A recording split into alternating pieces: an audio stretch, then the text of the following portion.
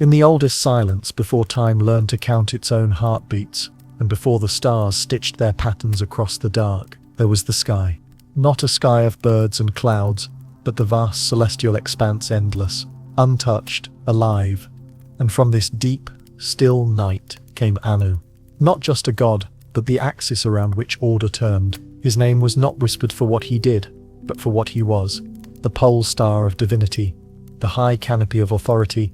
Above all, he ruled not from presence, but from position.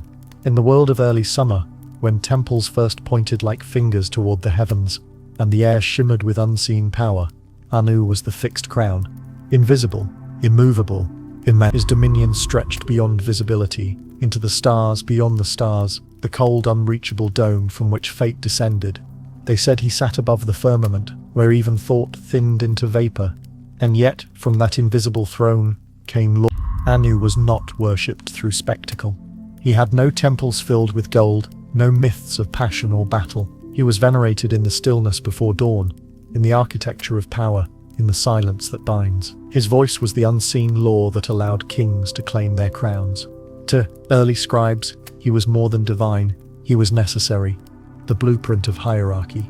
Without him, there was no up, no sacred geometry between the heavens and the earth. At Uruk, his name was carved alongside Inanna's, not as a companion, but as a foundation. Libations were poured beneath stars, not in his image, but in acknowledgement of his distance. But even in the heavens, nothing remains fixed. Anna's fall did not come with thunder. It came like the slow shift of constellations, a star that dims not through death, but through neglect. For as humanity's gaze lowered, they found new lights, gods who walked among them, whose power was visible in rain, in river, in rage. Enlil, who shook the sky with storms. Enki, who whispered secrets through springs and reeds. Inanna, whose beauty ignited empires. Anu, who once gave shape to all dominion, became too far. Still invoked, still honored, but now as echo, not command. His presence lingered like a forgotten star chart. His name on kings' lips meant little when offerings went elsewhere. Power shifted, not by rebellion, but by relevance. In the Enuma Elish, he remains, but no longer at the center. Marduk rises, Tiamat falls, the order is rewritten. The cosmic father who once sanctioned every storm, every law, now rests quietly in prologues. Divine inertia. Historians call this the change of cities, Uruk falling, Babylon rising. But perhaps it was more than politics. Perhaps the sky itself was changing. Some whisper that gods live only as long as they are named, and Anu, who was once the name of heaven, began to vanish behind the stars. Later texts speak of a celestial council, once led by Anu, now unattended. He no longer answers. He no longer intervenes. A few broken tablets mention his passing of authority to Enlil, not as abdication but as withdrawal, as if even the stars knew when to step aside. There is no myth of his defeat, no hymn of his exile, only silence. His temples did not burn. They faded, like starlight from a sun that died long before its glow reached us. And yet, the constellations he once governed still hold their shape. His geometry remains in the angles of ziggurats and the echoes of lore. Perhaps that is the truth of sky gods. They are not dethroned. They are forgotten. But above every empire's fall, above the ruin and the river, Anu still lingers in the quiet spaces between stars. Not gone, only waiting. From the sky's quiet geometry emerged the storm. Where Anu had ruled through stillness, Enlil came in motion, an explosion of breath, of pressure, of sound. He was the wind, not as whisper but as reckoning. If Anu had been the pole star, then Enlil was the pulsing giant, fierce, immediate, immense. They called him the Storm Lord, the mountain that moved. He rose not from the heavens, but from their thinning edge, where stars give way to atmosphere and breath becomes presence. It was said that when Enlil inhaled, the skies parted. When he exhaled, cities trembled. He did not inherit the heavens gently. He took them with weather. Where Anu had ruled by abstraction, Enlil ruled through sensation. Lightning was his decree, floods were his judgments. He became the new axis, not of fate but of force. The tablets tell us it was Anu who chose him, who stepped back and allowed the younger god to shape the air. But choice or not, the balance changed. The divine order that once floated in symmetry began to tilt. Enlil did not share his father's patience. He descended like a seasonal storm, brilliant and brief, reshaping what he touched. In Nippur, his temple rose like a thundercloud made of stone. Priests offered barley and incense while thunder echoed from the hills. They did not ask for mercy, they asked only to be spared. Under Enlil's gaze, cities grew swiftly, but their peace was brittle.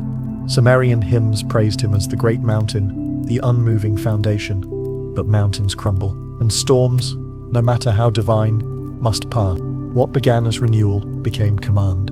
What was once a breath of life became a gale. The shift from Anu to Enlil was not only political, it was elemental. Order was no longer gentle. It demanded submission. The stories tell us Enlil grew weary of humanity's noise. We were, to him, a disturbance in the wind. And so he summoned the flood. A judgment, yes, but also a silence. The kind that comes only after everything is swept away. The Epic of Atrahasis records it. The rain did not merely fall, it roared. Mountains disappeared beneath it. Voices vanished into waves. This was Enlil's signature, grand, irreversible. But even in floods, resistance flowed. From the deep waters, Enki defied him. The god of wisdom did not raise his voice, he whispered. Through reeds, he told a man named Atrahasis to build, to prepare, to survive. And for the first time, divine unity cracked. It was not a war, but a divergence. Enki did not challenge Enlil with force. He used knowing, and in doing so, split the heavens further. From that moment, the gods began to divide, not in purpose, but in will. The sky once ruled by consensus became a sky of factions, and Enlil, still feared, still mighty, began to lose something no storm can keep forever: reverence. In later Akkadian texts, he is still called king, but the throne beneath him trembles. By the time Babylon rose, the name spoken most often was not Enlil's, it was Marduk, another storm, another sun. The Enuma Elish makes no mention of Enlil's thunder when Tiamat is slain. Instead, it is Marduk who rides the wind, Marduk who rewrites the heavens. Enlil, once the voice of power, becomes a chapter in a story no longer his. Some say this reflected the shift of cities, Nippur fading, Babylon rising, but there is more to it. Perhaps storms, like gods, are only feared when fresh, and Enlil's fury had grown too familiar. His laws, once sacred, became burdens. His temples, once thunderous, became silent halls. Archaeologists have uncovered fragments, songs and laments carved in cuneiform from Nippur's fall. One speaks not of glory, but grief. Where is the voice that moved the sky? Where is the wind that once carried judgment? He speaks no more, his breath is gone. The same Enlil who once silenced mankind with flood, had now been silenced by forgetting, and yet, behind every story of wrath, lies sorrow. Some myths whisper that Enlil did not rage because he ruled, but because he was left alone with the burden. That he inherited not a crown, but a weight, a sky abandoned by its architect. He ruled because someone had to. The storm was not his joy, it was his inheritance. And perhaps that is why his fall feels different. Not a collapse, but an erosion. Each retelling sanded down his edge. Each new god diluted his name, until only the winds remained. Those same winds that once obeyed his voice now drift freely. They stir the sands of his ruined temples. They brush against the cracked bricks of Nippur. They carry no thunder, only memory. Vixen Section 2 complete. Would you like me to continue with Section 3, The Whisper in the Waters now? Let me know when you're ready. You said, go. Foxscript said, beautiful. Let us descend, now, into the currents beneath the sky. Beneath the winds, beneath the storm, beneath even the crust of the world, there was always water. Not the water of rain or ocean, but something older. Still, hidden, deep. They called it the Abzu. And from this dark, quiet reservoir flowed Enki. He was not a king in the sky. He did not roar or command. He moved like an undertow. He taught not with thunder, but with thought. If Anu was the axis and Enlil the breath, then Enki was the bloodstream of the cosmos. His wisdom was not brilliance. It was clarity, not light, but reflection. They called him the god of water, yes, but also of knowing. The keeper of the me, those blueprints of everything sacred. Writing, healing, song, time. He lived where the river meets the sea, where land remembers its source. Eridu was his home, older than any city, its stones laid before memory. The Sumerians believed it was the first, and beneath its foundations, they said, The waters still whispered his name. Enki did not battle. He shaped. He stirred the oceans of thought. He carved humanity not as a soldier or servant, but as a vessel. Clay molded by hand. Spirit infused by breath. To him, life was not a command, it was a craft. And yet, there is always a price for creation. As mortals grew wiser, they became harder to guide. They questioned. They changed. They disobeyed. And the other gods grew wary. To Enlil, this was defiance. To Anu, it was disruption. To Enki, it was the purpose. He saw in mankind not chaos, but potential. So when the great flood came, Enki did not stop it, but he refused to let it end all things. From the reeds beside the river, he whispered. His voice was the rustle of papyrus, the murmur in the marsh. He did not shout like a god. He advised, like a father. Build the vessel, he told Atrahasis. Preserve the seed. And so, from wisdom came resistance, not rebellion guidance. It was the first crack in heaven's unity. One God saving what another sought to silence. The scribes called it compassion. The priests called it betrayal. But in either case, the fracture grew. The heavens began to diverge. Later myths would still name Enki among the great, but his influence waned. He became the counselor, the architect behind the curtain. Still wise but increasingly distant, the gods who rose after him, Marduk, Ashur, carried thunder, not thought. Power had shifted once again from wisdom to war. And Enki, who once shaped destiny like a potter with clay, now shaped silence. Some tablets suggest that after the flood, the council turned on him. That for saving humankind, he was cast from favor, not punished openly, only excluded. The sky no longer asked for his voice. The temples of Eridu echoed less.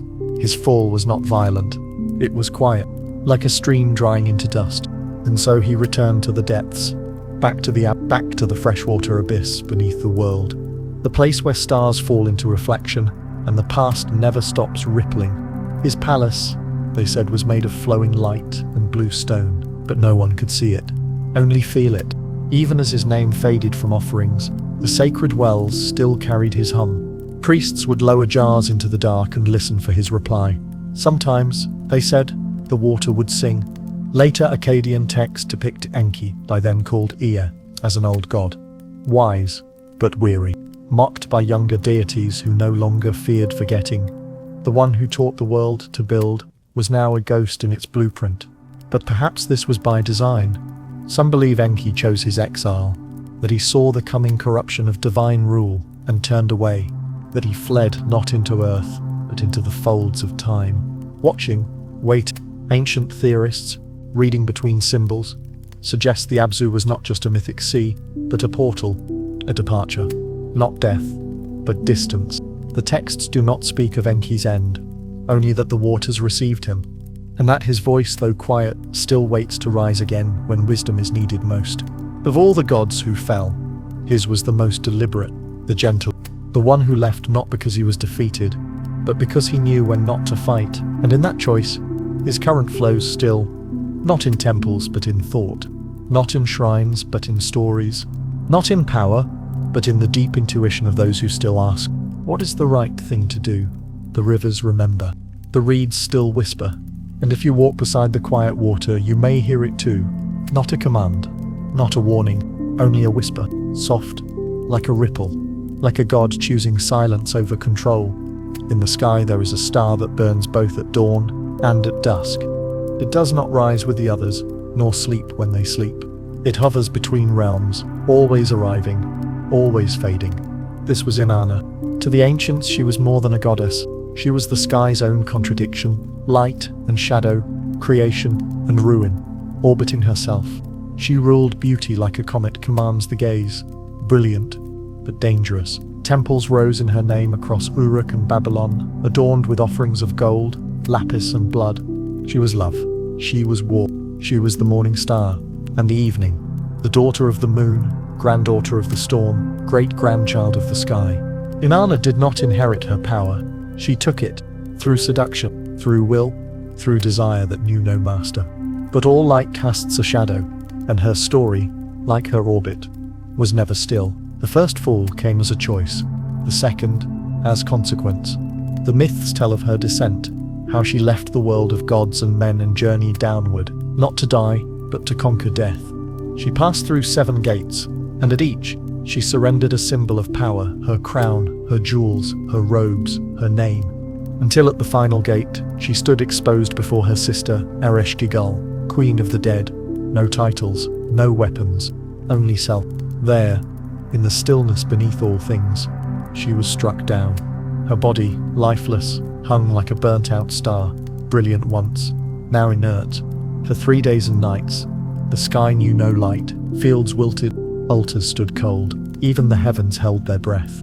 It was Enki, always listening from beneath, who answered. He sent beings not born of flesh nor sky, forms shaped of clay and compassion. They did not challenge Ereshkigal. They mirrored her pain. "Oh, my womb," she wept. "Oh, my sorrow." And when they did not recoil, she yielded. And Inanna rose again, but resurrection is not return. Her light was restored, but it flickered differently, sharper, darker. The goddess who had known the underworld no longer glowed as before. She had absorbed something cold, unyielding. Power taken from death never returns clean. Back in the upper world, the myths say she looked for gratitude, for mourning. Instead, she found Dumuzi, her lover, her sacred counterpart, seated in splendor. He had not wept. He had not waited. In rage and hurt, she chose him as her replacement. He would take her place in the realm below. And so began the cycle. Half the year above, half the year in shadow. Dumuzi became the rhythm of seasons. Inanna, the force behind their turn. Spring and decay, joy and vengeance, forever orbiting. But this was only the beginning of her decline. Inanna returned from death not as goddess of balance, but as queen of consequence. The people still worshipped her, but their hymns became more cautious. Priestesses sang of her radiance, but also her wrath. The twin faces of a goddess who loved fiercely and punished deeper. In Babylon she became Ishtar, a name that still echoed beauty, but now burned with unpredictability. She was no longer worshipped for her grace. She was feared for her fire. As patriarchal orders grew, in Enlil in the sky, Marduk over cities, the divine feminine was pressed aside. Too wild, too unruled. Inanna became a problem in their heavens. Her temples dimmed. Her rites were softened into pageants. Her name folded into other myths. Aphrodite, Venus, each a reflection, none the same. Yet her presence refused to vanish. Archaeologists uncover statues, winged, radiant, powerful, eyes that hold both desire and warning. They say these figures watched over love, but their gaze is older. They remember a goddess who descended not once but twice, first into death, then into memory.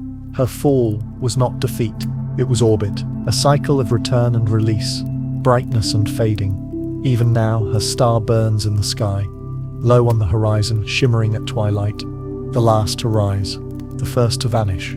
That is Inanna, not gone, only circling. And in her story lies the most human myth of all: to seek, to fall, to rise again, change. Not as before, but not forgotten. Before there were kings, before the storm, before even the stars had names, there was the earth, not the dirt beneath our feet, but the sacred ground of breath and bone, the flesh of the world, alive and dreaming. And from this earth rose Ninhus. They called her the Lady of the Sacred Mountain, the one who shaped form from silence. She was not war, she was not law, she was origin. When Enki stirred the waters of thought, it was Ninhursag who gave them shape. With hands like riverbanks, she molded flesh from clay. She breathed, not judgment, but birth. In the oldest myths, she is the womb, not metaphor, but memory, the living presence beneath every root, every heartbeat, every seed. Her temples stood not on conquest, but on balance, in Kish, in Adab, in the green shadow of the eastern hills. Her power was not spectacle, it was patience. When the gods fell ill, it was she who healed them. When kings were born, their legitimacy was traced to her hands, not through command, through creation. And yet, even the earth can grow weary. Her fall was not from rebellion, it was from being ignored. As the gods of law and lightning rose, the voice of the mother grew fainter, not silenced, only spoken over. The myth of Enki and Ninhursag tells of this fracture. He, the god of waters, once blessed Dilmun, the sacred paradise. a land of abundance, of perfect peace. But in his curiosity, or hunger, he consumed the sacred plants she had cultivated. Each bite disturbed the balance. Each act brought pain. His body began to suffer. Rib, heart, jaw, all cursed by the earth he had wronged. And Ninhursag, seeing what he had done, withdrew. She turned from the world. The rivers dimmed. The land grew brittle. Creation paused. It was not punishment. It was grief. The gods begged her to return, to heal what she had helped make. And at last, she did. She laid Enki's head in her lap. She named the pains. She birthed new gods from each wound. But something had changed in her. From her healing came life. But also the understanding that life would always break what she built. She was the mother of order. But the world no longer wanted balance. It wanted power. And in time, even she was set aside. As cities rose in stone and steel, they forgot the soil. As kings claimed dominion, they forgot the hands that first shaped their bodies. The goddess became a symbol, then a story, then a silence. The temples of the Great Mother grew quiet. No longer the center of ritual, but the echo. No longer the breath of civilization, but its buried root. Yet her signs remain. On clay plaques, unearthed beneath ruined ziggurats, archaeologists found her image. A woman with wings, flanked by lions, standing on mountains. They called her Lilith. They called her the Lady of Beasts. But older texts speak of Ninhursag, the one who guarded life and judged none. Some say her image moved west, becoming Isis, becoming Demeter, becoming the forgotten goddess behind every myth of harvest and birth. But in Sumer, her story faded with the rise of hierarchy. Fathers over mothers, storms over soil, thrones over wombs. Her fall was not death, it was dissolution. The sacred mountain was not destroyed, it was paved. The earth, once known as living, became something to divide, to mine, to rule. But the memory remains. In spring, when seeds awaken. In healing, when wounds remember wholeness. In silence, when we place our hands to the ground. She is still there, not gone. Only rest beneath the stone. Each morning he rose, not with fire, but with certainty. Utu, the sun, the eye of the gods, who watched not from above, but through everything. To the ancients he was not just light, he was law. His chariot burned across the sky, not to dazzle, but to bear witness. He saw the unspoken, the hidden, the buried. In a cosmos filled with storms and secrets, Utu was clarity. He was the god who did not rage, he illuminated. In Lhasa and Sipar his temples were radiant observatories, not just shrines but centers of law and learning. Priests marked time by his movement, farmers sowed by his rhythm. Even the dead looked to him, trusting his light to guide them through shadow. To defy Utu was not to blaspheme, it was to be dishonest. He was not feared for punishment, he was trusted for precision. Twin brother of Inanna, son of Nanna, the moon, a god born between cycles. His presence was not loud, but constant, a truth that circled above all things. The Sumerians called him the torch that never goes out. But even torches flicker. The first signs of his fading were not in temples, but in hearts. As empires grew, justice shifted. Kings stopped asking what is right, and instead asked, what is mine? Law, once traced to Utu's hand, became tool, not truth. They carved his symbol, the solar disk, above thrones, but no longer looked up when they spoke his name. Hammurabi, king of Babylon, once claimed his code came from Shamash, Utu's Akkadian name. But in time, the laws served crowns more than conscience. Power wore the mask of justice, and behind the mask, Utu watched. In later carvings he becomes emblem, a winged sun, hovering over kings, not a being, an ornament. His chariot still burned each dawn, but fewer looked to its light with reverence. The sun still rose, but its meaning had dimmed. Some texts from the later period speak of a silence, a time when Utu ceased his journey across the sky for 7 days. The world darkened, not with clouds, but with absence. Scholars debate, was it eclipse, symbol, memory? Perhaps it was both. A record of a world that no longer wanted to be seen. There are fragments, brittle clay, unearthed from Sipar, that speak of a final council. The gods gathered. Utu, it says, lowered his torch, stepped from his chariot, and walked into the underworld to find his sister, Inanna. The text ends there, a sun, resting in the house of dust. Was it myth, or mourning. By the time the Assyrians carved their victories in stone, Utu was a motif. Justice had become statecraft. Truth, a crown. His priests, once recorders of light, now kept calendars, not conscience. His temples, once solar beacons, became archives of silence. The rhythms remained, but the meaning was gone. Still, some say Utu did not fall. He withdrew, not from the world, but from its grasp. He became something harder to hold, something internal. No longer the god of kings, but the ember in every question. Is this right? The conscience that glows even in shadow. The sun still rises. Its warmth touches stone and soil alike, but its watcher has stepped back. Not gone, only distant, waiting perhaps for a world that once again seeks light, not for glory, but for guidance. Long before kings etched names in stone, long before the storm gods roared or the sun was charted across the heavens, the night sky belonged to the moon, and the moon belonged to Nana. They called him Sin in Akkadian, but to the earliest wanderers he was only light, cool, unblinking, present. He did not command, he did not punish. He marked, with phases and silence, with shadow and silver curve. He kept time before calendars. He turned the night into a story, and in that story, all things moved in rhythm. His was the first logic, not of power, but of return. When stars still guided shepherds and rivers had no names, Nana was already there. Watch, he sailed the sky in a curved chariot, horned like the waxing moon, casting his pale reflection on still water and sleepless roofs. His temple at was a stairway of devotion, a ziggurat rising like memory through dust. Silver and alabaster lined the altars. Priests lit torches in rhythm with his phases. He was Father Moon, keeper of time, shepherd of the stars. No battles crowned his myths, no fires marked his fall, because Nana never burned.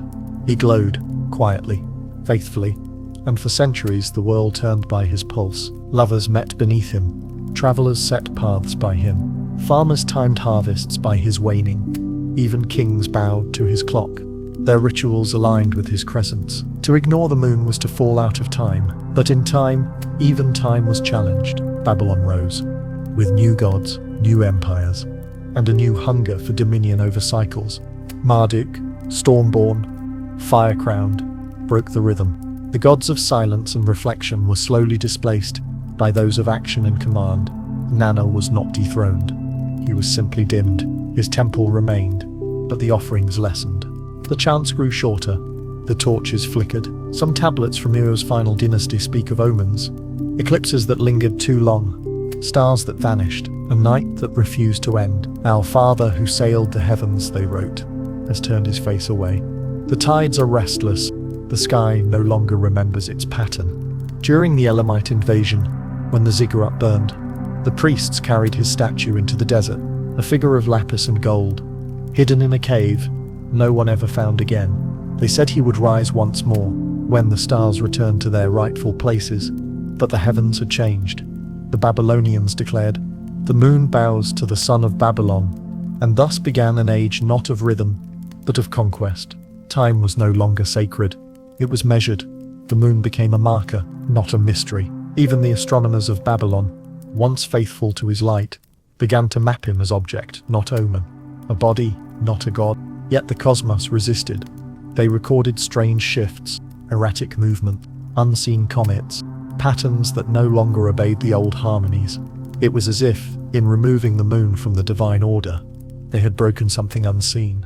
Somewhere in a fragment too damaged to read fully, a vision is described.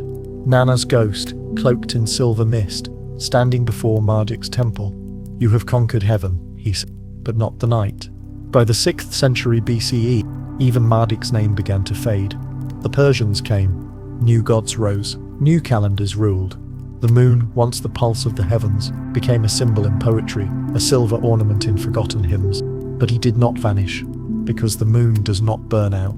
It recedes, and waits.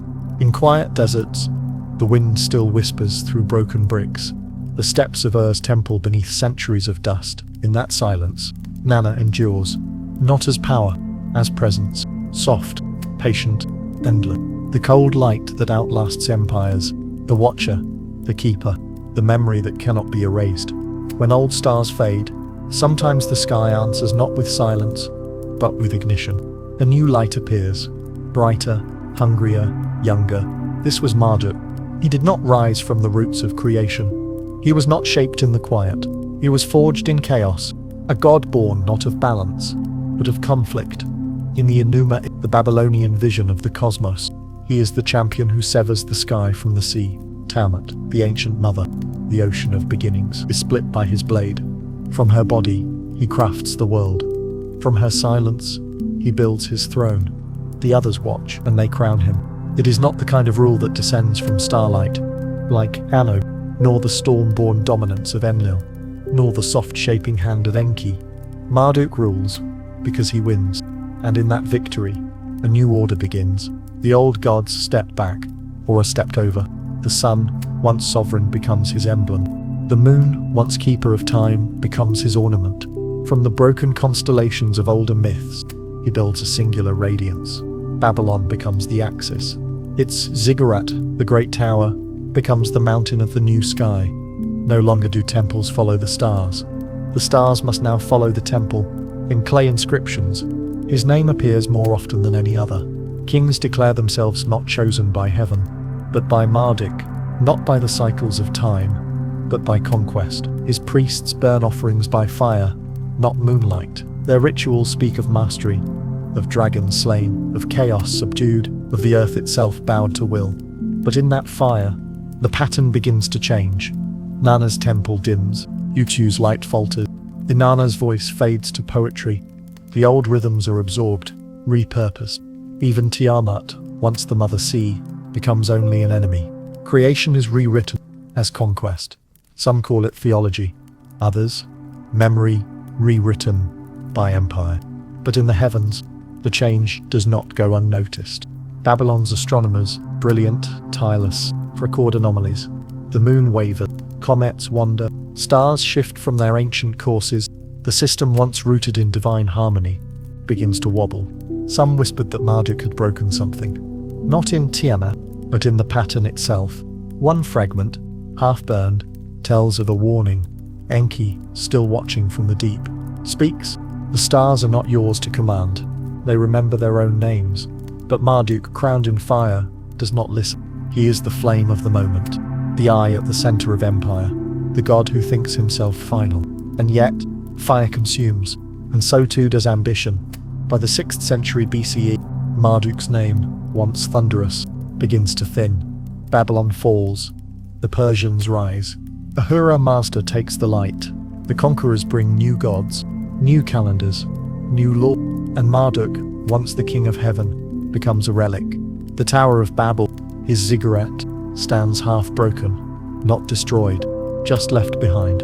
And beneath the dust, archaeologists find a single line, etched in worn clay: the gods sleep, but their eyes remain upon us. Marduk's fall was not sudden. It was the cooling of fire, the moment when a flare dims and nothing remains but smoke. He rose by force, but force does not endure. And now, in the quiet that follows flame, his crown glows faint on broken walls, a symbol of what victory forget, that no star outshines the sky. Some gods rise with thunder, some fall with fire, but one was always beneath, waiting, watching, not rising, not falling, enduring. This was Nergal, the shadow at the edge of light, the heat after flame, the silence after life. He ruled not the heavens, but what lay beneath them. A place with many names, Akala, the house of dust, the land of no return. To the Sumerians, he was not evil. He was necessary.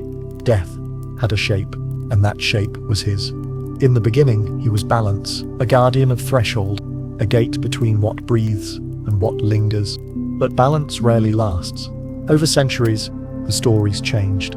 Fear thickened, plague came, and with it his name, spoken in dread, offered to in desperation. When the black wind swept the cities, when warriors fell not by blade but by fever, they said Nergal had opened his gate. His temple, in Cutha, stood like a wound in the land.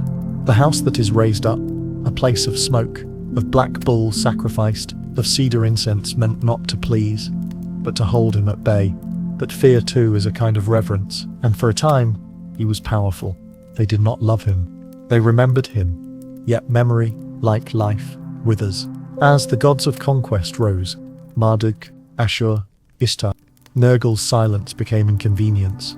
People no longer wanted reminders of death, only the promise of dominion. And so, slowly, they stopped listening. Not out of rebellion, but because they could. The great temple fell into disrepair. Its gate, once sealed with ritual, stood open, untended. Archaeologists would later find broken bricks, scorched altars, a line carved deep. The dust devours even memory. Some believe a famine struck Cutha, a long, slow dying. Others suggest plague returned, and this time there were no prayers left. The gate was open, but no god stood behind it. And that is how Nergal fell. Not by defeat, but by forgetting. Even the rituals of burial, once sacred, precise, crafted with care, grew hollow. The living no longer knew how to speak to the dead, and the dead no longer answered. The Greeks renamed him Hades.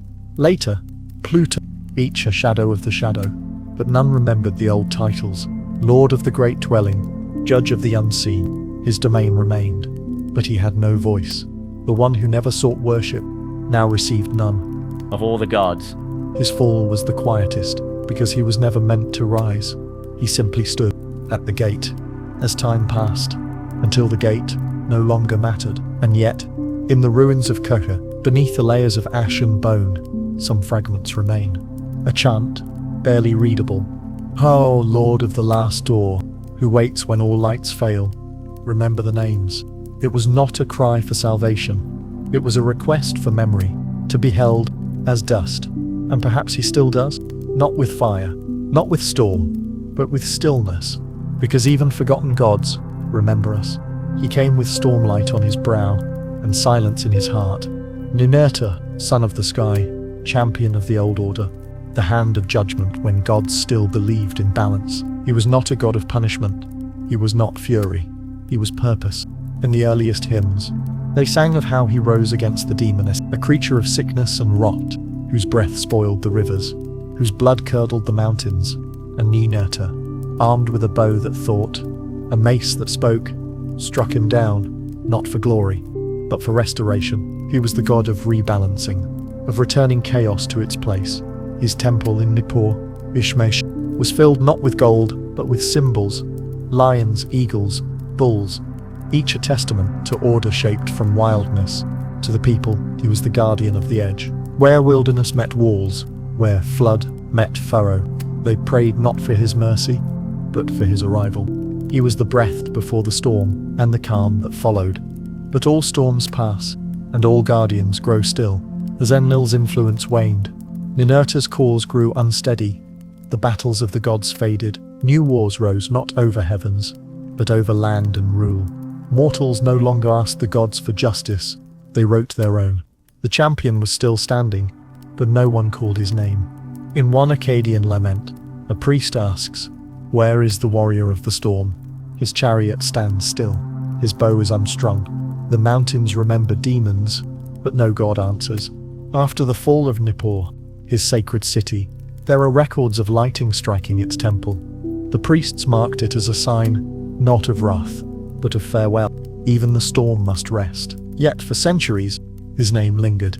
Farmers whispered it during thunder, hoping the old strength might return to defend their harvest. But in time, even the whisper faded. The Assyrians renamed him Nimrod, no longer divine, just a king, a hunter. Stripped of justice, he became myth. Then, metaphor. His hymns broke into fragments. His symbols were mistaken for others. When Nineveh fell, and its libraries burned, the records of Ninurta became ash. The lions that once guarded his gates were uncovered centuries later, their faces worn by wind, their eyes hollow. The Greeks thought they were statues of their own heroes. They did not know. They marked the resting place of one of the first gods of war. But Ninurta did not fall in betrayal, nor in battle. He fell because the world no longer knew what to do with a god who fought for order instead of control. His justice required memory. His strength required meaning, and both were fading. He had fought to protect the balance, but balance was no longer wanted. Still, when the wind howls through high passes, when thunder cracks above old stones, some say his name returns, not as a shout, but as a pulse. The echo of a blade once raised, not in conquest, but in the last warrior stands, not to win, but to wait, because even forgotten justice waits to be remembered. Beneath the shifting heavens, beneath the seas and soil and silence, there is a place that does not change, and there is a queen who never fell, because she never rose. Ereshkigal, The veiled one, the still one, the first to reign without glory. She rules the great below, not with fire, not with law, but with inevitability. In a cosmos of stars and storms and shrines, she alone was not worshipped for what she gave, but for what she kept. Everything. When Inanna, her sister, descended through the 7 gates, Ereshkigal did not reach for her. She waited. She did not rage. She did not plead. She allowed the descent, because endings are not battles. They are gravity. In the myths, Inanna arrives radiant, demanding throne and recognition. But Ereshkigal does not move. She does not kneel. She does not yield. She watches her sister stripped, and then stills her heart. 3 days. 3 nights. Inanna's breath ceases. The heavens recoil. But Ereshkigal does not rejoice. She does not condemn. She mourns. The texts are strange here. They speak of her groaning, not with anger, but with unbearable labor. As if the underworld itself suffers, to hold what the world above casts down. It is not a realm of punishment. It is a weight, a responsibility, one only she bears. No offerings lighten it. No priests sing to her at dawn. And yet, she remains. The gates do not open, unless she wills them. Even Inanna, goddess of love and battle, must be returned by her permission. Even Marduk, crowned in fire, will one day fall silent beneath her threshold. But Ereshkigal is not a villain. She does not hunger for souls. She keeps them, like a vault holds memory. Like a mother buries a child, there are fragments, rare, quiet, that speak to her sorrow. One calls her the listener of dust, another, the first silence. In later myths, she becomes shadow, an idea, not a voice. The poets lose her name. Only the shape of her gates remains, recast as Hades, Hell, Persephone's mirror. But they forget the original truth, that the underworld is not exile. It is origin inverted. Where the gods above shine, she absorbs. Where they rage, she accepts. Where they fall, she stays, because someone must. When the last light dims, when the winds of Ninurta fade, when Nanna's glow flickers, and Marduk's ziggurat turns to dust, Ereshkigal will still be there. Not broken, not dethroned, still, whole, waiting. Not for worship, for balance. Some say she never wanted this crown, that when the world was divided, sea, sky, and earth, she took the realm no one else would, and kept it sacred. That is her power, not flame, not flood, but presence, unchanging, unloved, unforgotten. Because endings cannot be erased, they are the gates we all pass through, and she is there, at the last threshold, offering no blessing, asking no price, only witnessing. They say that when a god dies, their temple falls, their statue crumbles, their priests are scattered to dust. But it is not true. The gods do not die in stone, they die in silence. And yet even silence can be deceiving, for there is a breath that lingers after every name spoken in reverence, a breath that moves through syllables, through vowels, through the spaces between sounds, where meaning lives in hiding. In the beginning there were no alphabets, only utterance, throats shaping air into presence. The first names of gods were not etched but sung. A single exhale could become rain, or fire, or fear. A whisper in the reed beds was once a river goddess. A shout across the steppe became the thunder god's voice. The breath gave them shape, not bodies, but being. And so long after temples fell and scripts were forgotten, something remained. In lullabies hummed to sleeping children, in the rhythm of prayer whispered by grandmothers who no longer remember why, in sighs over graves, in gasps during birth, in laughter shared beside fire. The divine survives not as image, but as pattern, as phoneme, tone, resonance. The scholar in the ruins unearths tablets and sees lines, but the scribe long vanished, heard cadence, knew how the name of Enlil began like wind through barley, knew that Inanna's name swelled and fell like a wave. Every god had a sound, not just to call, but to feel, to shape breath around their present. And when conquerors came, they changed the names, but not the breath. Marduk swallowed Enki, Ishtar covered Inanna, Yahweh eclipsed many, but still carried the storm's hush. Even now, we speak without knowing. Words like mother, soul, awe, and longing carry fragments, tones passed down through tongues, shaped unconsciously by the mouths of the lost. And in that shaping, the divine breath endures. The linguist might call it etymology, the priest might call it mystery, but to the gods who linger beyond name, it is remembrance. There are sounds that never vanish, the min of comfort, the ah of surprise, the anan of sleep.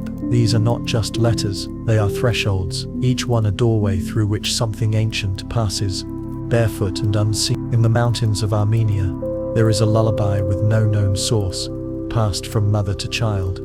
For generations, it has no meaning in modern speech, yet every syllable aligns with Sumerian roots. The breath moves even where the mind does not. In the steppes of Central Asia, a funeral wail echoes the tones once used in Akkadian lamentations. In Polynesian chants, the name of the sea god carries a consonant cluster, only found in Proto-Semitic tongues. Coincidence, perhaps, but the breath does not forget. There are prayers etched on bones, buried in caves, from thousands of years ago. We cannot read them, but when vocalized gently, rhythmically, they produce harmonic patterns that calm the nervous system, that settle the pulse. This is not fiction, this is memory without memory. A trace of gods not in content, but in cadence. The gods, after all, were not born in marble, they were born in need, in awe, in the spaces where language forms against the limits of the known. And when those limits were breached, when temples fell, when cities burned,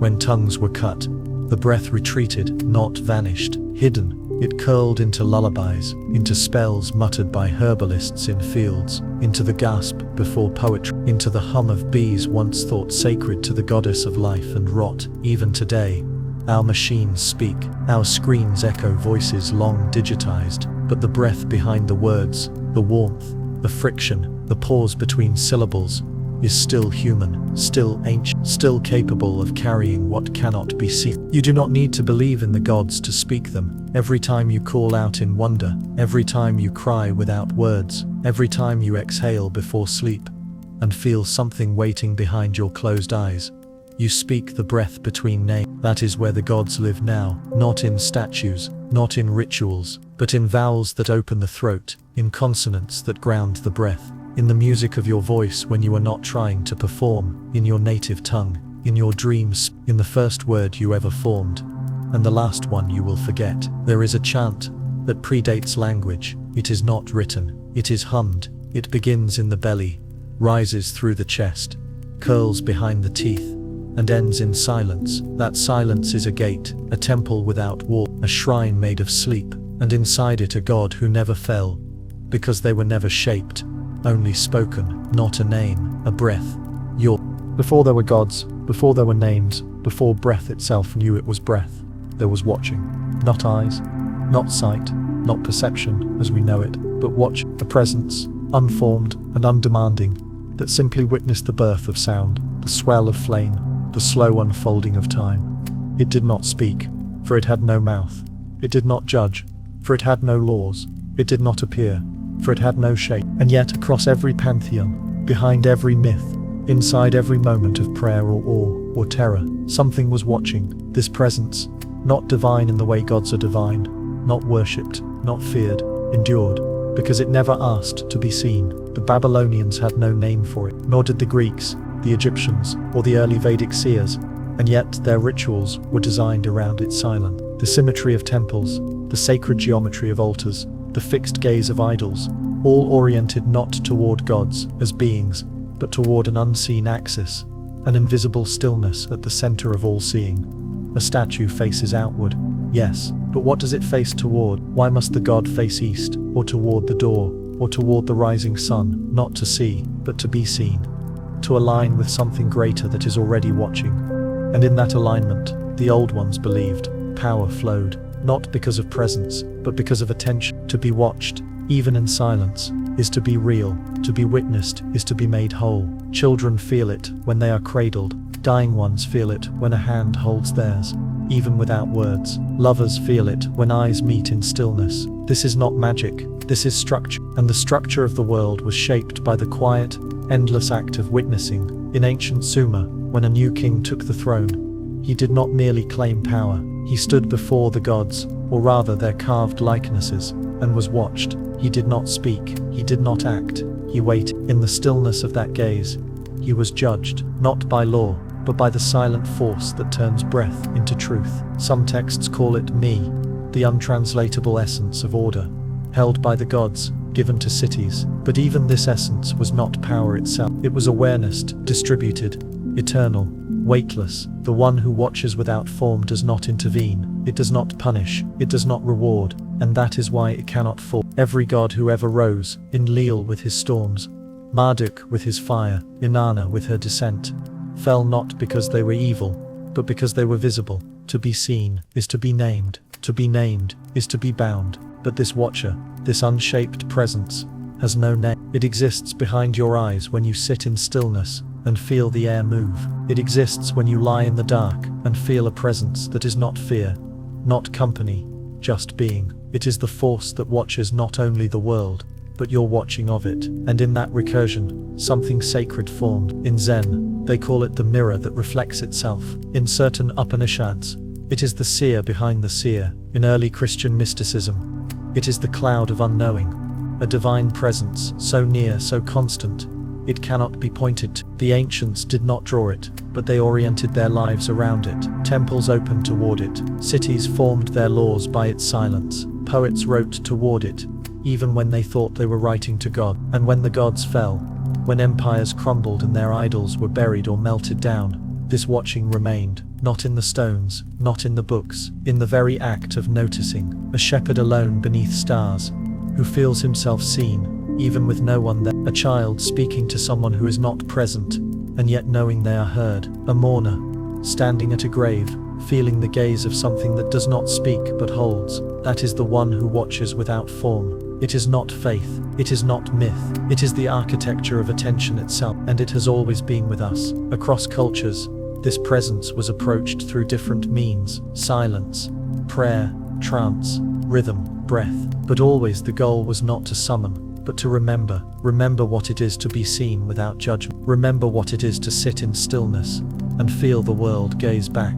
When the gods left, this did not, because it was never a god. It was the frame within which the gods arose, and it endures still. Behind every camera lens, behind every digital screen, behind every moment of eye contact or reflection, the watching continues. You feel it when you hesitate before speaking, when you enter a room and feel the atmosphere when you look at yourself in the mirror and cannot name what is looking back. In those moments, something older than thought is present, not watching you but watching with you. This presence asks nothing, it does not change, it does not fade, and because it cannot be shaped, it cannot be broken. You may forget it, but it does not forget you. In the Book of the Dead there is a passage: I have entered the hall of judgment, my heart is weighed, but who weighs it, and who watches the way? Beyond gods, beyond judges, beyond names, the presence watches, not to decide, only to hold. Like a bowl holds water, like night holds stars, like breath holds stillness. The one who watches without form is not the light, it is not the shadow, it is the gaze that sees both,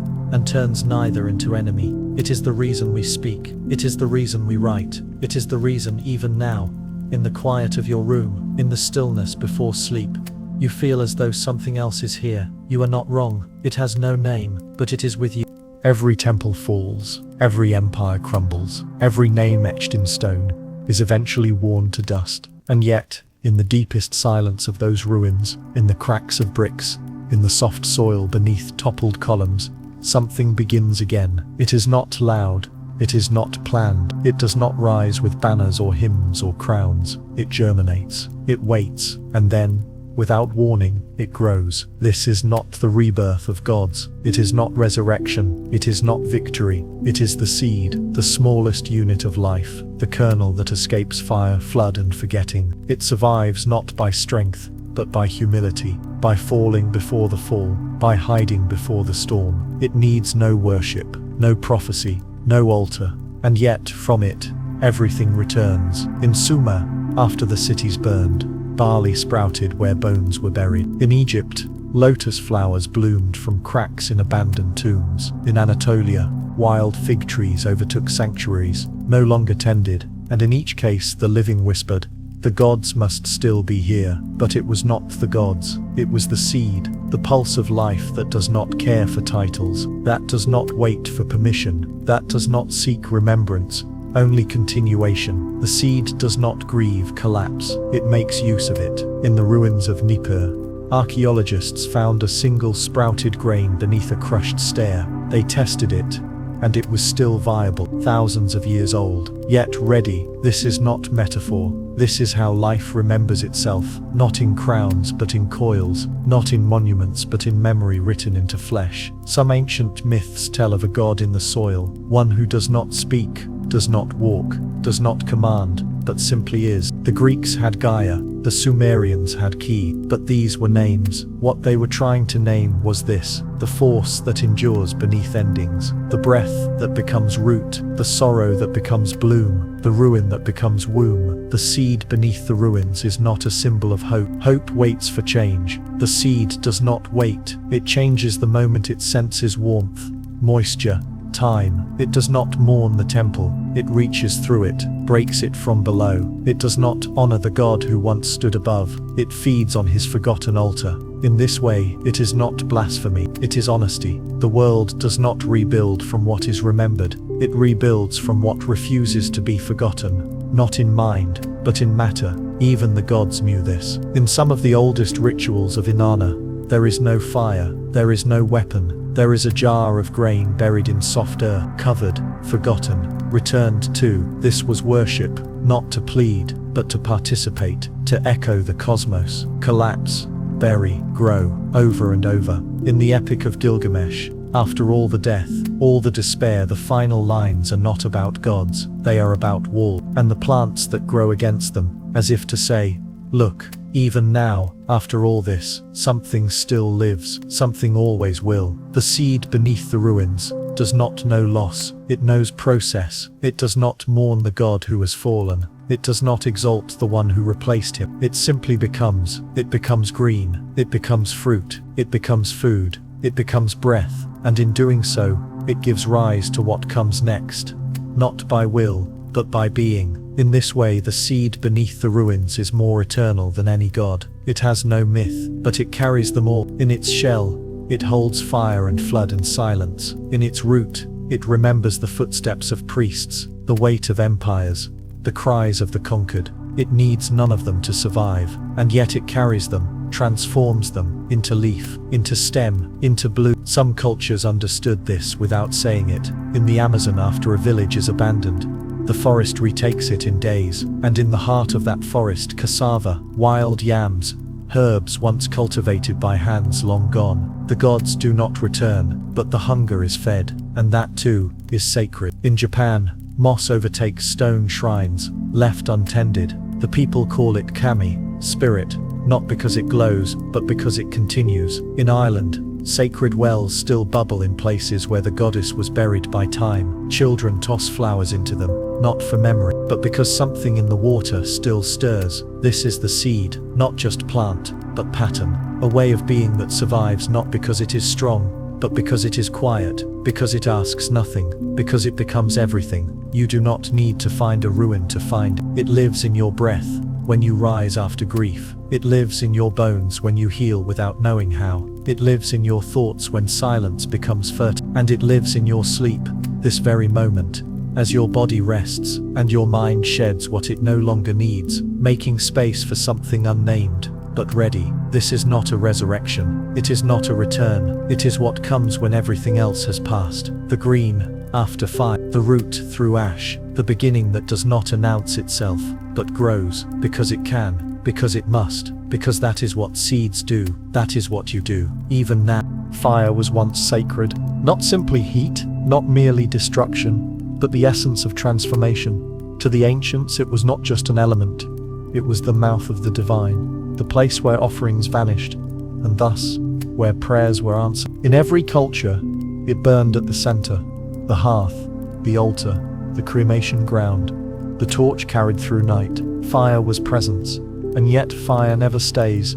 It consumes then departs. And there are gods like this, beings of such heat, such overwhelming light, that even their names cannot survive the blaze they bring. These are the gods who burn their own altar, who rise in moments of great power then vanish. Not because they were defeated, but because they fulfilled their nature, to ignite, to consume, to leave behind only ash. Their temples crumble not from war, but from completion. Their followers vanish not in exile, but in apotheosis. They are remembered only in ruins that feel like aftermath, like the echo of something too bright to remain. The fire that eats its own name is not failure, it is a pattern. In the Rig Veda, Agni, fire is the mediator between humans and God. Born of friction, fed by ghee and wood, he is the one who carries prayers upward. But Agni does not stay, he flares, and then he fades. He is reborn daily, and yet in the ashes, something remains, not him, but the trace of offering,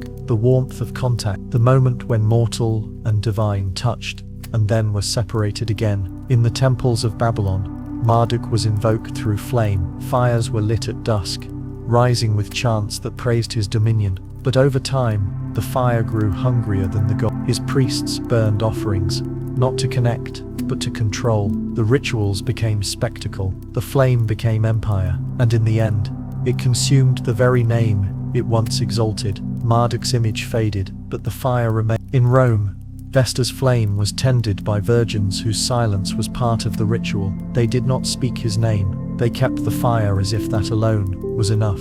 And it was, because the god was not the statue, the god was the burning. And when Rome burned, the Vestals were scattered, but fire spread across empires, across oceans, not as conquest, as memory. Because fire does not end, it moves, and what it leaves behind is both absence and beginning. The fire that eats its own name is the god who exists only in crisis, who arrives to reshape the world, and once the reshaping is done, withdraws, not dead, not defeated, but dissolved. In Tibet, there are monks who spend months building intricate mandalas, sand art, precise and sacred, and then, when complete, they destroy them, sweep them away, burn the remnants, because the act is the prayer, not the permanence. And so it is with these gods. They are born in moments where the world must change, when the old structures no longer hold, and something must give way. They come not gently, they do not descend on clouds, they erupt, revolution, collapse, awakening.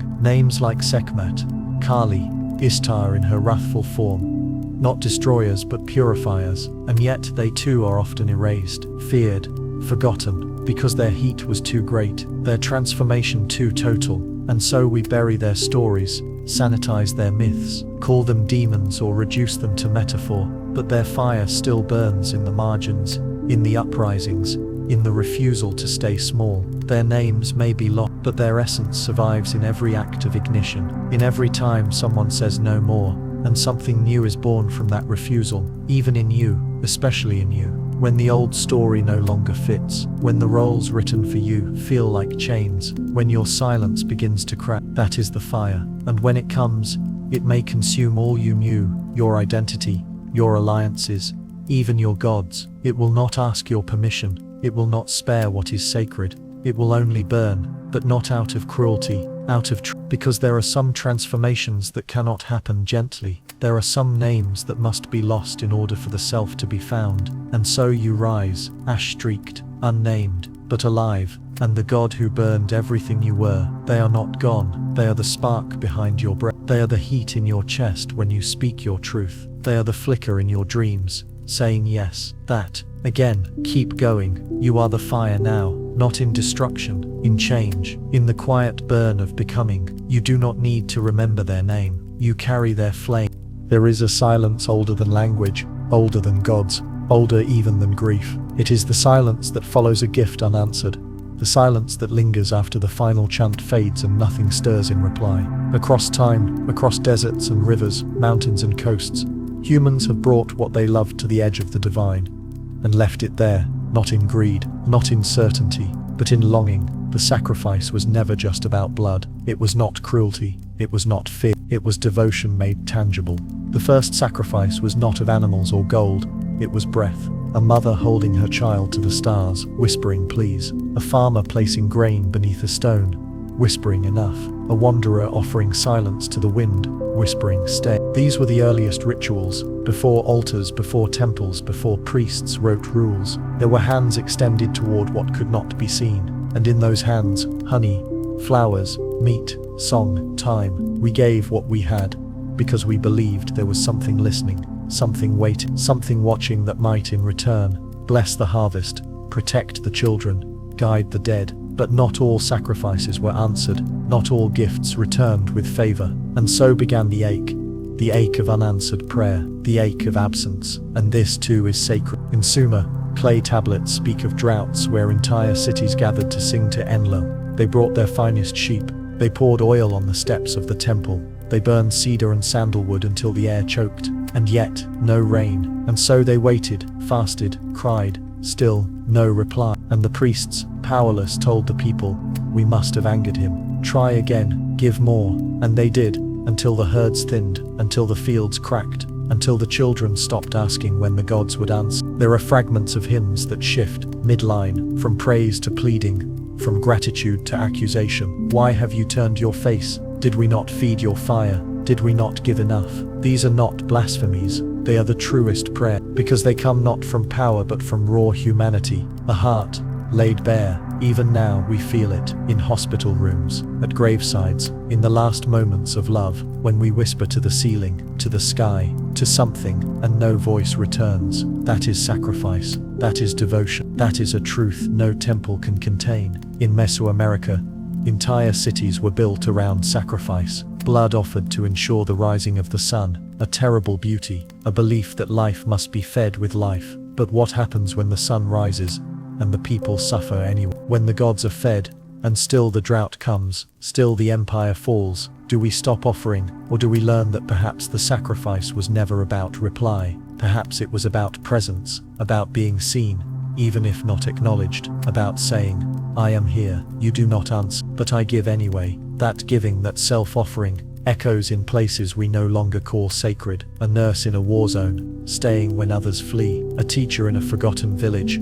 showing up every day. A stranger, comforting a mourner in the street. These are offerings, with no guarantee, no return, just the quiet knowing that something must be given, even if nothing is received. And maybe that's what makes it sacred, not that the gods answer, but that we give anyway. There are stories, not myths, but echoes, of temples abandoned, where the last priest lit the final fire alone. No crowd, no choir, just the old words, whispered to an empty chamber. He knew no one was listening, and still he spoke, because the act itself was the answer. The sacrifice was not to gain favor, it was to remember, to remain part of a pattern, older than certainty, a pattern of giving, a pattern of saying, you may have left me, but I have not left you, and in that perhaps there is still something divine. In Greek tragedy, the chorus often cries out to gods who do not respond. The drama unfolds not in the heavens, but in the silence beneath them, and yet the plays were performed,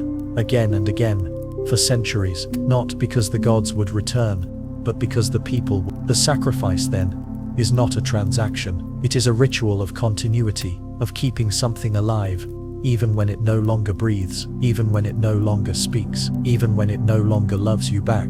You may never know if your gift reached anything at all, but you gave it, and that mattered. The gods who stopped answering, maybe they were never meant to, maybe their silence was not abandonment, but release, a passing of the flame, a trust that we would learn to carry it, to offer without reward, to love without reply, to light the fire anyway. Because in that moment when the gift leaves your hand, something shifts, something sacred unfolds, and you are not alone, even if no one answers. You are not alone, because you gave, and giving, even into silence, is how gods are born. There is a kind of seeing that does not come from light. It comes from stillness, from surrender, from stepping into the dark, not to conquer it, but to listen. This is the space of the sacred feminine, not as goddess or myth, but as a principle older than worship, the mirror in the dark. In every culture, there is a figure, often feminine, who does not reveal, but reflects, who does not answer, but returns what you bring. She is not silence, but echo,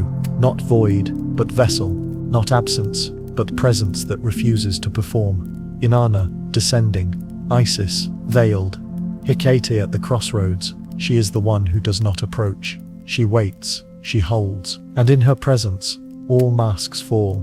You see yourself, not as you pretend to be, not as others need you to be, but as you are, unguarded, unlit, unresolved. And perhaps that is why she has been feared, not because she harms, but because she does not reassure. The masculine gods of sky and war, of sun and judgment. They arrive with clarity. They tell you what to do. They declare law, proclaim fate, wield thunder, but the feminine divine does not command. She invites, she opens, and what you find there depends on what you are willing to see.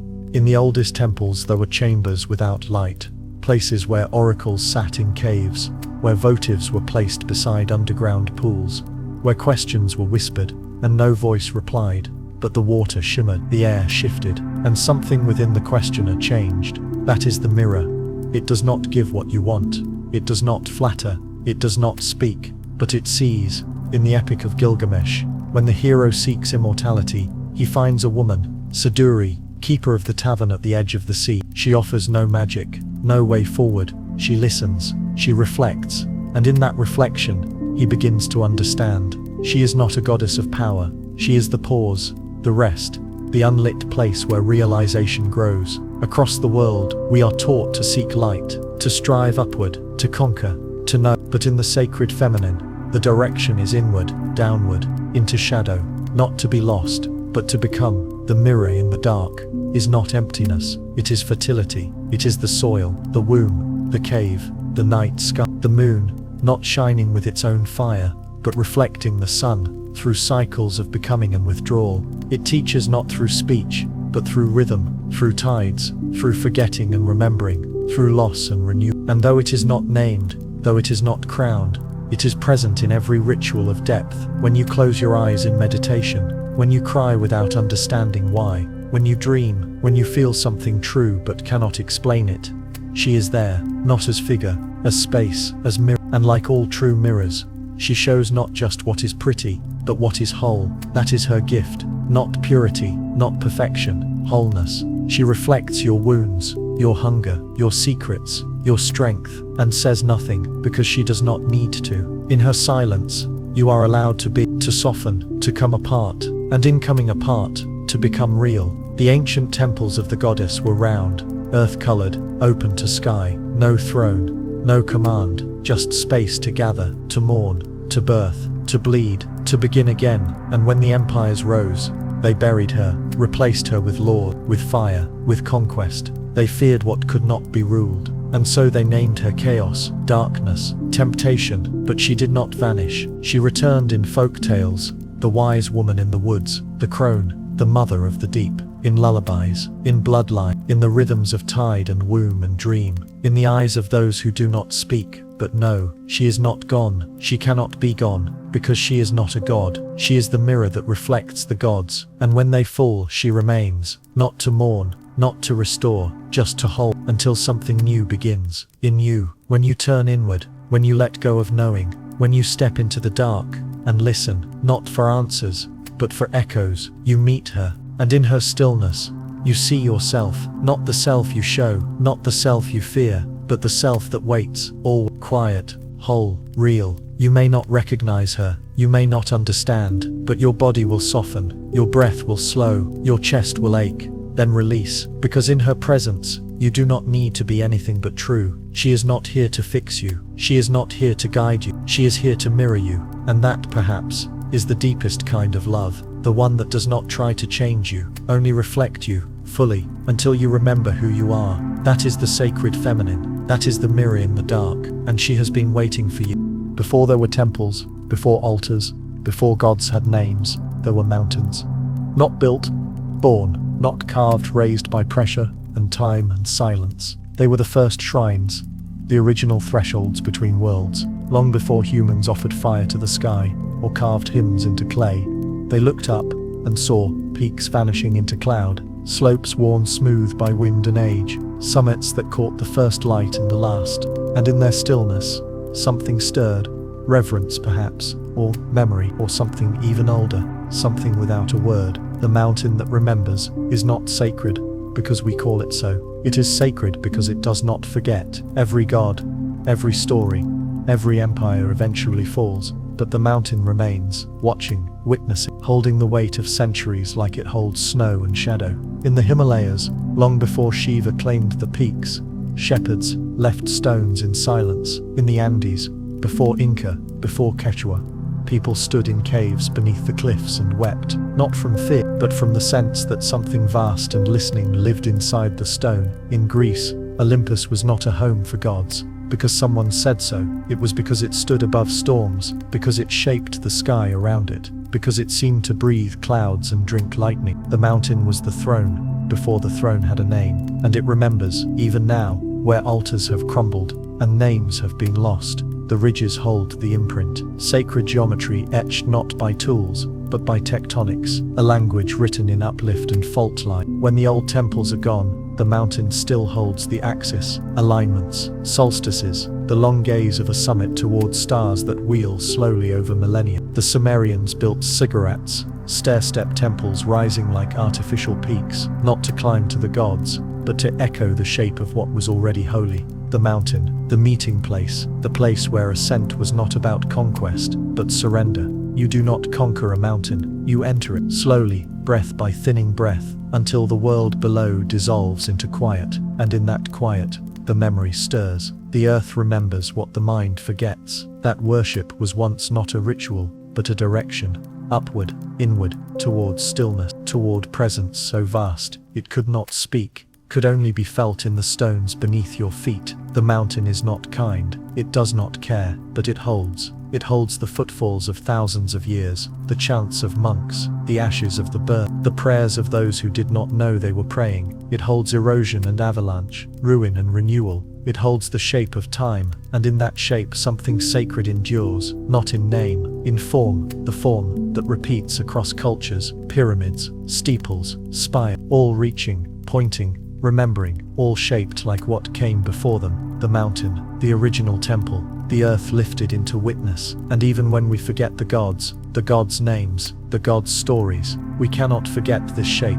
It draws us, calls, makes us kneel, without understanding why, because the body remembers, the breath remembers, the bones, made of the same minerals, remember, and when you walk upon a mountain, you are walking through history, not written, but lived. You are stepping into time that does not rush, time that holds, and in that holding, there is a kind of peace no city can offer, no shrine can contain, a peace that comes not from comfort, but from truth, the truth that you are small, that you are temporary, and that is not a problem, that is a blessing, because the mountain has seen it all, and it still stands, and you for a moment, are part of that standing, part of that memory, part of that geometry that stretches from earth to sky without needing to explain itself. And if you listen, not with your ears, but with your breath, if you lie back against the stone and close your eyes, you may hear it, not words, not music, but shape, the silence of presence, the weight of knowing, the echo of everything that has passed,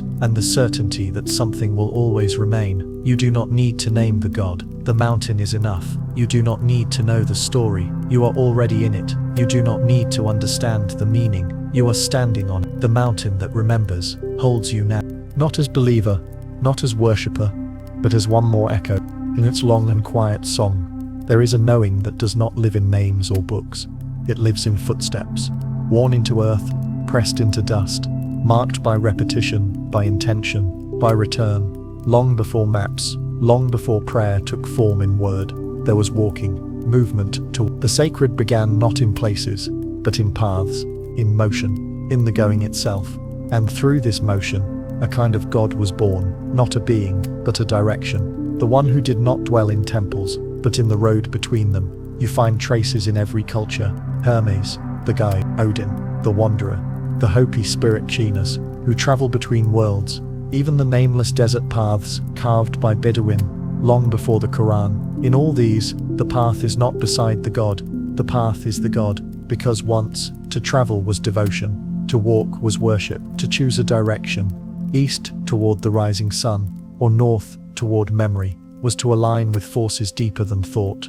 Pilgrimage is not about arrival, it is about the becoming that happens along the way, the dust, the aching, the turning back, the continuing. The old gods of direction have no faces, They appear as signs, as rivers that bend in a certain way, as stars that rise when decisions must be made. They do not promise anything, they simply move.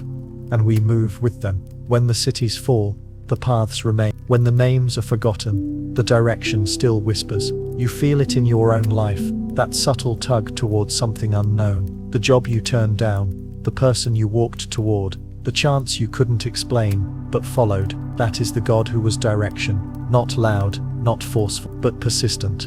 And even now, in a world paved and gridded and labeled, that God survives. In detours that become destinies, in wrong turns that lead to revelation, in the feeling that to go forward is somehow holy. This God does not need shrines, only motion. And each time you move through uncertainty, each time you walk, not because you know, but because something in your chest insists, you walk with them. No prayer required, just the next step, and then the next. There is a light that does not burn brightly, it does not blind, it does not rise or fall. It simply remains tucked into corners, pulled in the crevices of memory, folded into the fibers of cloth, once worn in ceremony. This is not the light of gods who command the sky. It is the light left behind when worship ends. The glow that lingers after belief has faded. The keeper of forgotten light does not reign. She tends, she gathers, she holds the candles left burning in abandoned temples. The glints in the eyes of those who still remember the songs, the warmth in stone where incense once touched. There is nothing dramatic in her presence. She does not roar, she does not shine, she glimmers, soft, reluctant, patient. You find her in places where devotion was once fierce, and is now faint. A flicker in the ruins of Delphi, a shimmer in the cracked mosaics of Rome, a breath of warmth in a shrine overtaken by vines. She is not nostalgia. She is continuity, a proof that what was once loved still echoes, even when the lover is gone. And she lives in you too, in the parts that remember the sacred even when your mind no longer believes, the part of you that lights a candle without knowing why, that lowers your voice in certain spaces, that feels something unnameable in the hush between words. That is her, the keeper, the witness to what we thought was lost, but never truly was, because light once born does not disappear. It moves, it hides, it waits, and even if no one tends it, it learns to tend itself. Even in the darkest forgetting, a glow remains, and she keeps.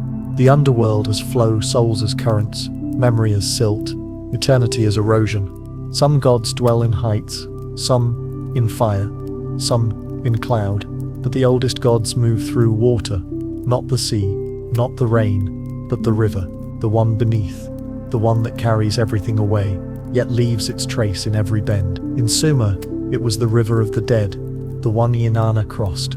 In Egypt, the Nile mirrored the Duat, the shadowed flow of judgment and return. In Greece, the Styx held oaths, the Lethe held forgetting.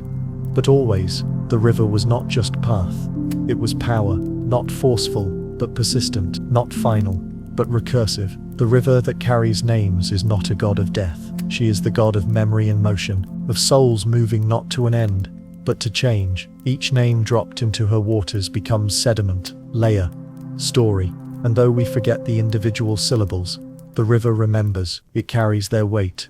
It shapes its banks accordingly. You are shaped by that river, in blood, in breath, in dream. The songs you sing have echoes of those names. The languages you speak have roots in sounds once whispered to this current. And even when no one says the names anymore, the river keeps flowing, weaving them into the next current, the next breath. When you grieve, you touch this river. When you love someone who is gone, you offer their name back into this flow, not to lose them, but to join them to everything. Because in the end, we are not stones, we are water.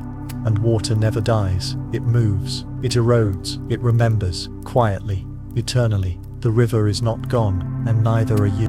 On the absence at the center, the God-shaped space that endures after belief is gone. At the end of every myth, there is a throne, empty, not because the god has returned, not because they have died, but because they have passed into symbol, into silence, into the space between what was and what is. This is the hollow throne, not a ruin, not a relic, a reminder. That power once held does not vanish, it disperses. That presence once central does not collapse, It decays into the structure of memory. Thrones are shaped to hold, and once held, they never quite forget. Even when abandoned, even when broken, they retain the outline of occupation, the curve, the impression. The hollowness is not absence, it is possibility. The hollow throne waits, not for return, but for remembrance, for someone not to sit, but to see, to understand that what once filled the center is no longer needed, that perhaps the center never needed to be filled at all. The gods who fell left thrones, not to be reclaimed, but to be reimagined, and so we gather around absence, around quiet, around the shape of something no longer there but deeply, undeniably felt. And in that shape we find the echo of what we were, and the beginning of what we might become. We do not rebuild the throne, we walk around it. We speak softly near it. We leave it untouched, because some power lives not in presence, but in the hollow that presence once made, and that too is sacred.